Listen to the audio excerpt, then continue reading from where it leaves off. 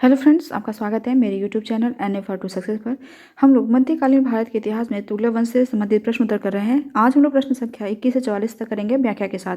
प्रश्नों के बीच में ही जो है फिरोज शाह तुगलक से संबंधित प्रश्न आएगा, तो उसको हम लोग अच्छे से समझेंगे। प्रश्नों का अभ्यास करना बहुत जरूरी होता है, क्योंकि अगर हमने जितना पढ़ा है, मुझे कैसे पता चलेगा कि परीक्षा में प्रश्न कैसे बनेंगे। पढ़ने के साथ साथ प्रश्नों का अभ्यास करना बहुत ही जरूरी है। तो इसलिए जो है पहले हम लोग कहानी की तरह समझ लेंगे, उसके बाद जो है प्रश्नों का अभ्यास करेंगे, तो ये हम लोग को याद हो जाएगा और हम लोग को बार बार करने की जरूरत नहीं पड़ेगी। तो चलिए शुरू करते हैं आज का वीडियो। प्रश्न नंबर 21, होली त्यौहार के सार्वजनिक उत्सव में भाग लेने वाला दिल्ली का प्रथम सुल्तान कौन था? तो इसका सही उत्तर होगा ऑप्शन नंबर बी, मोहम्मद बिन तुगलक। होली त्यौहार के सार्वजनिक उत्सव में भाग लेने वाला दिल्ली का प्रथम सुल्तान मोहम्मद बिन तुगलक था। जिसकी व्याख्या देखते हैं। दिल्ली के सुल्तानों में मोहम्मद बिन तुगलक प्रथम सुल्तान था, जो हिंदुओं के त्योहारों मुख्यतः होली में भाग लेता था। प्रश्न 22, दिल्ली के किस मुस्लिम शासक के निधन पर एक इतिहासकार ने कहा राजा को प्रजा से मुक्ति मिली व उन्हें राजा से? तो इसका सही उत्तर होगा ऑप्शन नंबर बी, मोहम्मद बिन तुगलक। मोहम्मद बिन तुगलक के मृत्यु पर एक इतिहासकार ने कहा था कि राजा को प्रजा से मुक्ति मिली व उन्हें राजा से। चलिए इसकी व्याख्या देखते हैं। मोहम्मद बिन तुगलक जब दौलताबाद में था, तभी तागी के नेतृत्व में गुजरात में एक विद्रोह हुआ। सुल्तान स्वयं इस विद्रोह को दबाने के लिए गुजरात गया। तागी पराजित हुआ और भागकर सिंध चला गया। सुल्तान गुजरात में शांति व्यवस्था स्थापित कर तागी को समाप्त करने के लिए सिंध की ओर रवाना हुआ। मार्ग में ही सुल्तान बीमार पड़ा और ठट्टा के निकट 20 मार्च 1351 को उसकी मृत्यु हो गई। उसके निधन पर बदायूंनी ने लिखा है, सुल्तान को उसकी प्रजा से और प्रजा को अपने सुल्तान से मुक्ति मिल गई। प्रश्न 23, इतिहासकार बदायूंनी ने किसकी मृत्यु पर कहा था कि सुल्तान को अपनी प्रजा से और प्रजा को सुल्तान से मुक्ति मिल गई? तो इसका सही उत्तर का ऑप्शन नंबर डी, मोहम्मद बिन तुगलक। इतिहासकार बदायूंनी ने मोहम्मद बिन तुगलक के मृत्यु पर कहा था कि सुल्तान को अपनी प्रजा से और प्रजा को सुल्तान से मुक्ति मिल गई। प्रश्न 24, निम्नलिखित में से किस सुल्तान ने बेरोजगारों को रोजगार दिलवाया? तो इसका सही उत्तर होगा option number C, Firoz Tughlaq. सुल्तान फिरोज तुगलक ने बेरोजगारों को रोजगार दिलाया। तो चलिए अब फिरोज तुगलक की बात कर लेते हैं। तो फिरोज तुगलक का जो शासनकाल था वो 1351 से 1388 ईस्वी तक था। अब जो है हम लोग फिरोज शाह तुगलक के विषय में अच्छे से समझ लेते हैं। अच्छे से समझ लेंगे तो कभी भी कहीं से भी प्रश्न आएगा तो हमें करने में आसानी होगी। मोहम्मद बिन तुगलक की मृत्यु के बाद उसका चचेरा भाई फिरोज शाह तुगलक सुल्तान बना। इसका राज्याभिषेक ठट्टा सिंध में हुआ था। इसने ब्राह्मणों पर भी जजिया कर लगाया। फिरोज शाह तुगलक ने खराज, जो कि लगान होता था, खुम्स, जो लूट का धन होता था, जजिया, जो गैर मुसलमानों पर लगने वाला कर था, और जक़ात, मुस्लिम आय से कर, जो मुस्लिमों पर ही खर्च किया जाता था, को छोड़कर सभी कर जो है समाप्त कर दिए थे। किसानों पर हक ए शर्ब, सिंचाई कर लगाया। फिरोज को आर्थिक एवं प्रशासनिक सुधारों के कारण सल्तनत काल का अकबर कहा जाता है। प्रसिद्ध इतिहासकार हेनरी इलियट और एल्फिंस्टन ने फिरोज शाह तुगलक को जो है अकबर कहा था। फिरोज शाह तुगलक ने हिसार, फिरोजाबाद, फतेहाबाद, जौनपुर नगरों की स्थापना की एवं दिल्ली में फिरोज शाह कोटला नगर बसाया। फिरोज शाह तुगलक ने कुतुब मीनार की चौथी मंजिल की मरम्मत करवाई एवं 5वीं मंजिल का निर्माण करवाया। वह टोपरा एवं मेरठ स्थित अशोक स्तंभों को दिल्ली लेकर आया। फिरोज शाह ने दासों के लिए दीवाने बंदगान विभाग की स्थापना की। फिरोज शाह तुगलक ने महिलाओं एवं बच्चों की आर्थिक सहायता के लिए दीवान खैरात, जो कि दान विभाग था, की स्थापना की। इसने खैराती अस्पताल दारुल सफ़ा की स्थापना की। फिरोज शाह ने जगन्नाथ मंदिर पुरी को हानि पहुंचाई। फिरोज शाह ने 2 नए सिक्के, अद्धा, जो जीतल का आधा भाग था, तथा बिक, जो जीतल का 1/4 भाग था, चलाए। शशगनी 6 जीतल के बराबर था, ये भी सिक्का चलाया इसने। फिरोज शाह ने 5 नहरों का निर्माण करवाया, जिनमें उलूखनी नहर और राजबाह नहर प्रमुख हैं। फिरोज शाह तुगलक के बाद के जो उत्तराधिकारी थे वो योग्य साबित नहीं हुए। उसमें से जो है एक नासरुद्दीन महमूद शाह था, जिसका शासनकाल था 1394 से 1412 ईस्वी तक। नासरुद्दीन महमूद शाह जब दिल्ली का सुल्तान बना, तब फिरोज शाह तुगलक के एक पुत्र नुसरत शाह ने नसरुद्दीन को चुनौती दी। इस तरह तुगलक वंश के 2 शासकों ने एक साथ दिल्ली के छोटे राज्य पर शासन किया। नासरुद्दीन महमूद दिल्ली में शासन करता रहा और नुसरत शाह जो है फिरोजाबाद में। नासरुद्दीन महमूद के शासनकाल में तैमूर लंग का आक्रमण 1398 ईस्वी में हुआ। तैमूर के आक्रमण के समय खिज्र खां ने उसकी सहायता की। तैमूर उत्तर पश्चिम से होते हुए पंजाब हरियाणा को लूटता हुआ दिल्ली तक पहुंचा। तैमूर दिल्ली में 15 दिन तक रहा। एवं दिल्ली को लूटा और स्त्रियों और शिल्पियों को अपने साथ ले गया। तैमूर के आक्रमण ने तुगलक वंश का अंत कर दिया। सल्तनत की शक्ति को समाप्त करने एवं सल्तनत के विघटन में अहम भूमिका निभाई। विजित प्रदेशों पर तैमूर ने खिज्र खां को राज्यपाल नियुक्त किया। इसी खिज्र खां ने सल्तनत में सैयद वंश की स्थापना की। तो इसके बाद जो है सैयद वंश हम लोग अगले वीडियो में पढ़ेंगे। तो चलिए आगे के प्रश्न करते हैं, जिसकी व्याख्या देखते हैं। फिरोज शाह तुगलक ने सामान्य लोगों की भलाई के लिए कुछ उपकार के कार्य किए। नियुक्ति के लिए एक दफ्तर, रोजगार दफ्तर खोलकर तथा प्रत्येक मनुष्य के गुण एवं योग्यता की पूरी जांच पड़ताल के बाद यथासंभव अधिक से अधिक लोगों को नियुक्ति देकर उसने बेकारी बेरोजगारी की समस्या को हल करने का प्रयास किया। प्रश्न 25, बेरोजगारों के सहायतार्थ दिल्ली के निम्नलिखित सुल्तानों में से किसने रोजगार कार्यालय की स्थापना की थी? इसका सही उत्तर होगा option number D, Firoz Shah Tughlaq. बेरोजगारों के सहायतार्थ दिल्ली के सुल्तान फिरोज तुगलक ने रोजगार कार्यालय की स्थापना की थी। प्रश्न 26, दिल्ली का सुल्तान जो दान दक्षिणा के बारे में काफ़ी ध्यान रखता था और इसके लिए एक विभाग दीवान खैरात स्थापित किया, वह था, इसका सही उत्तर होगा option number B, Firoz Tughlaq. Delhi का सुल्तान फिरोज तुगलक जो दान दक्षिणा के बारे में काफ़ी ध्यान रखता था, इसके लिए एक विभाग दीवान खैरात स्थापित किया था। जिसकी व्याख्या देखते हैं। फिरोज शाह तुगलक संतों एवं धार्मिक व्यक्तियों को जागीर एवं संपत्ति दान करता था। उसने एक विभाग दीवान खैरात स्थापित किया था जो गरीब मुसलमानों, अनाथ स्त्रियों एवं विधवाओं को आर्थिक सहायता देता था और निर्धन मुसलमान लड़कियों के विवाह की व्यवस्था करता था। प्रश्न नंबर 27, निम्नलिखित में से किस सुल्तान के दरबार में सबसे अधिक गुलाम थे? तो इसका सही उत्तर होगा option number D, Firoz Tughlaq. Firoz Tughlaq के दरबार में सबसे अधिक गुलाम थे। जिसकी व्याख्या देखते हैं। फिरोज शाह तुगलक को दासों का बहुत शौक था। उसके दासों की संख्या संभवतः 1,80,000 तक पहुंच गई थी। उनकी देखभाल के लिए एक पृथक विभाग दीवाने बंदगान का गठन किया गया था। उन दासों की शिक्षा का पूर्ण ध्यान रखा जाता था। प्रत्येक दास को 10 से 100 टंके के बीच वेतन मिलता था तथा कभी कभी जागीरें भी मिलती थीं। फिरोज का यह शौक राज्य के लिए हानिकारक सिद्ध हुआ।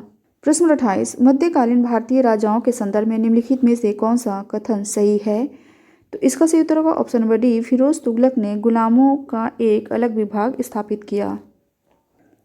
जिसकी व्याख्या देखते हैं। एक, मंगोलों से मुकाबला करने के लिए बलबन ने एक सैन्य विभाग दीवाने अर्ज की स्थापना की थी। बलबन ने अपना सेना मंत्री दीवाने अर्ज इमाद उल मुल्क को बनाया था जो अत्यंत ईमानदार और परिश्रमी व्यक्ति था। बलबन ने उसे वजीर के आर्थिक नियंत्रण से मुक्त रखा ताकि उसे धन की कमी न हो। बलबन की सेना की अच्छी व्यवस्था का बहुत अधिक श्रेय इमाद उल मुल्क को है। घोड़ों को दागने की प्रथा बलबन ने नहीं बल्कि अलाउद्दीन ने शुरू की थी। मोहम्मद तुगलक के बाद उसका चचेरा भाई फिरोज तुगलक 1351 से 1388 ईस्वी गद्दी पर बैठा। फिरोज शाह तुगलक ने गुलामों के लिए एक अलग विभाग दीवान ए बंदगान की स्थापना की। फिरोज दासों का बहुत शौकीन था, अतः विकल्प डी सही उत्तर है। प्रश्न 29, सर्वप्रथम लोक निर्माण विभाग की स्थापना की थी। तो इसका सही उत्तर होगा option number D, Firoz Shah Tughlaq ने। सर्वप्रथम लोक निर्माण विभाग की स्थापना फिरोज शाह तुगलक ने की थी। जिसकी व्याख्या देखते हैं। सल्तनत काल में सर्वप्रथम फिरोज शाह तुगलक ने ही लोक निर्माण विभाग की स्थापना की थी। कहा जाता है कि फिरोज ने 300 नवीन नगरों का निर्माण कराया। उसके द्वारा बसाए नगरों में फतेहाबाद, हिसार, फिरोजपुर, जौनपुर और फिरोजाबाद प्रमुख थे।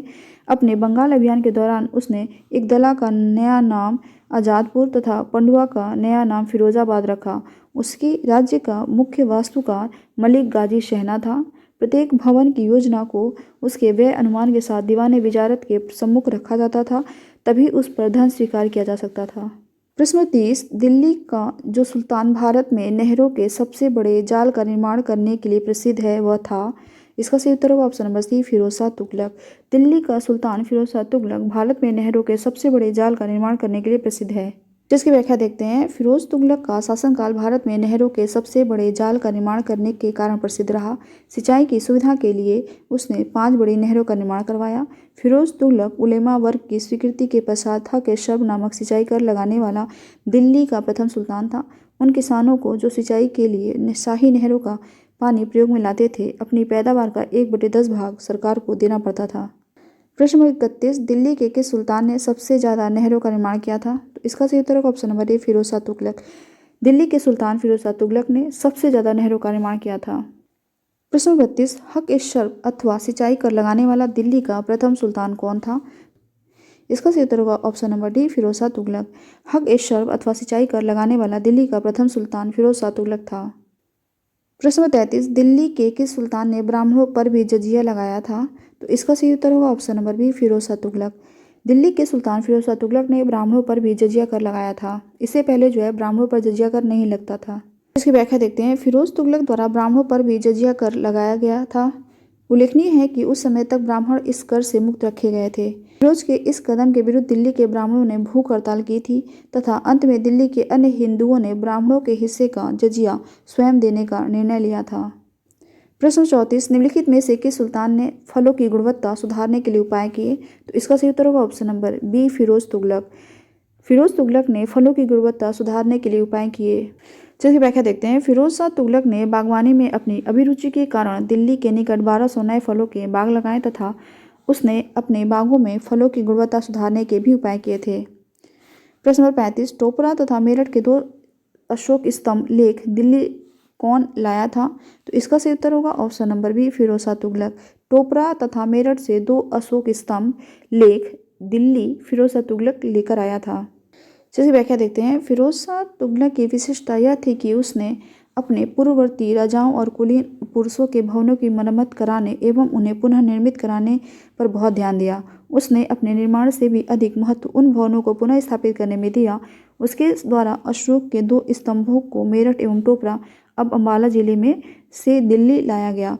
टोपरा वाले स्तंभ को महल तथा फिरोजाबाद की मस्जिद के निकट पुनः स्थापित कराया गया।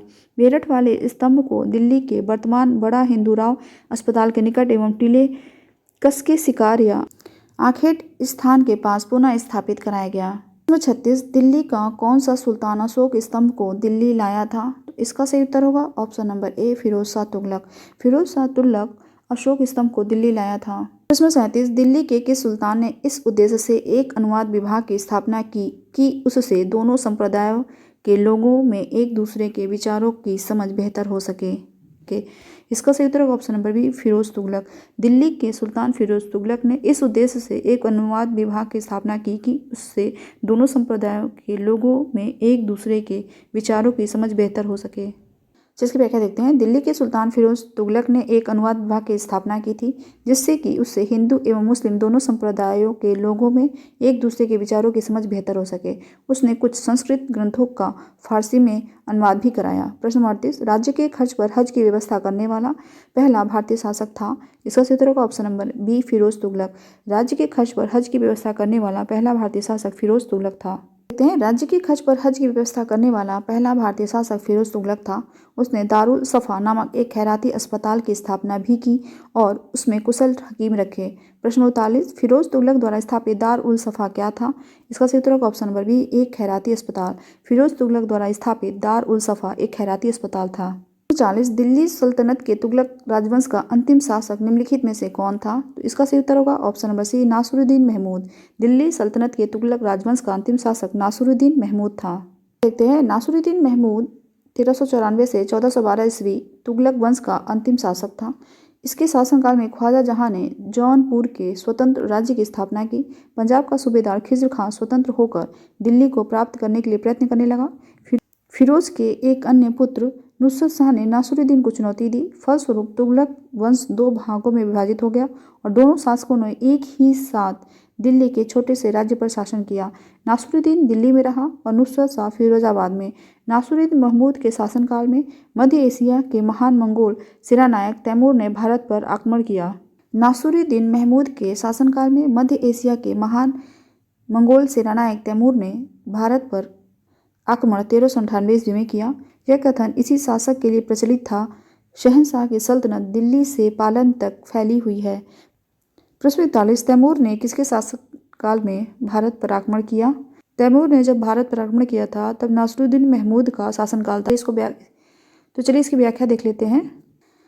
भारत पर तैमूर का आक्रमण वस्तुतः तुगलक शासक नासिरुद्दीन महमूद 1394 से 1412 ईस्वी के काल में 1398 ईस्वी में हुआ था। भारत पर आक्रमण करने के उद्देश्यों को तैमूर ने स्वयं स्पष्ट किया था।